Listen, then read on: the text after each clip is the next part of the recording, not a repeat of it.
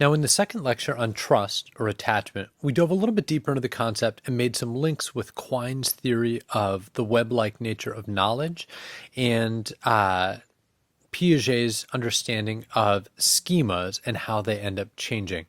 So part of what we talked about is how trust and attachment is an implicit emotion and type of knowledge as opposed to an explicit rider-like knowledge.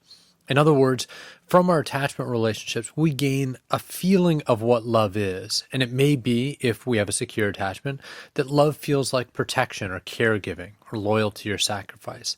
Versus if we end up having insecure relationships, love may feel like fear or humiliation or anger or any other number of negative emotions and negative interactions. We talked about Quine's notion that knowledge is like a web, and that ultimately, in order to form the nodes on this web, we experience a number of things in our childhood, and from those experiences, we end up extracting prototypes. And in particular, for attachment, these are prototypes of relationships.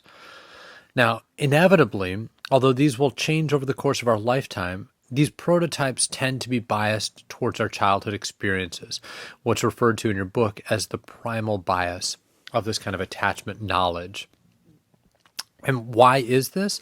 Well, it's because once we form these types of core beliefs about our relationship in childhood, they tend to then attract or distort, or even you could say bias, our incoming information in such a way that it better fits what we know. In other words, our previous core beliefs, and again, think of these as implicit emotional beliefs about what relationships are like, filter and distort how we perceive others, so that the more sensory data we take in, typically, the more we confirm the core beliefs we had in the first place.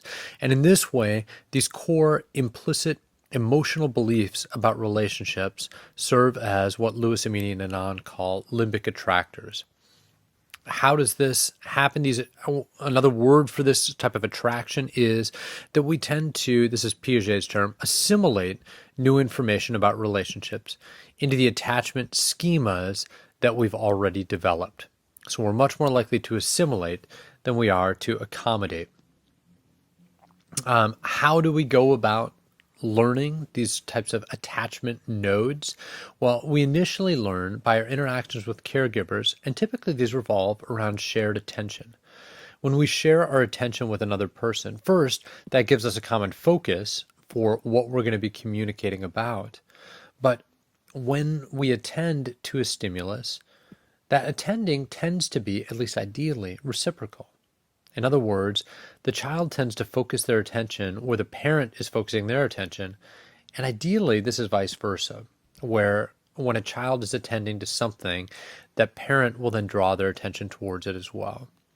And in terms of the why, or in other words, what does this kind of shared communication do?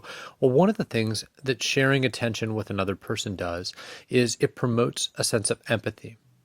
And it does this through what researchers call the development of a theory of mind.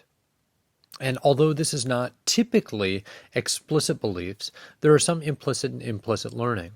So this happens implicitly through our mirror neurons. As we watch other people manipulate and interact with the environment, our body and our mind mimics the behaviors that are going on in their body as if we ourselves were experiencing that. But development of a theory of mind also occurs explicitly when our caregivers or others communicate about their thoughts and their feelings to us. How do we go about changing attachment relationships that have gone wrong?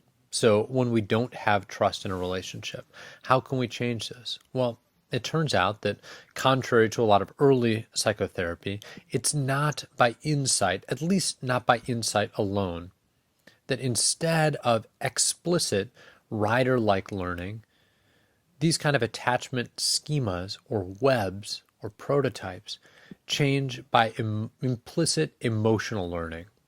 And this kind of implicit emotional learning that happens to begin with can't be easily corrected with explicit insights. This is because in the web of knowledge, these kind of core beliefs that are at the center of the web. So if you remember this, we have a core belief, and they tend to be buffered by auxiliary beliefs around the outside. And it's these auxiliary beliefs that then interact with our experiences. These auxiliary beliefs form a web of beliefs that then, as we take in a new experience, it gets interpreted through these kind of auxiliary beliefs, so that it's very unlikely for any one experience to end up changing our core beliefs. So how do we go about changing if it's not by explicit insight? Well, typically what we need to do is we have to replace our emotional, the implicit intuitions, with new, more workable intuitions. How do we do that? Well, this is where we glean some insight from Carl Rogers, but certainly the psychodynamic psychotherapists, and in particular the relational psychotherapists, would emphasize these same kinds of principles. The idea here is nobody changes their webs, especially these kind of webs, unless they begin to feel safe. How do we provide safety? Well, at least through three things. What Carl Rogers called the therapeutic triad, that of accurate empathic understanding or empathy, congruence or being genuine with the client or with our friend or with our children, and showing unconditional positive regard, or what Carl Rogers called warmth. And that we need these three elements in order for that slow process of schema change to begin, or in other words, in order for individuals to accommodate their emotional schema to fit new relationships. So that's a bit about what we learned as we worked through the second videos on attachment.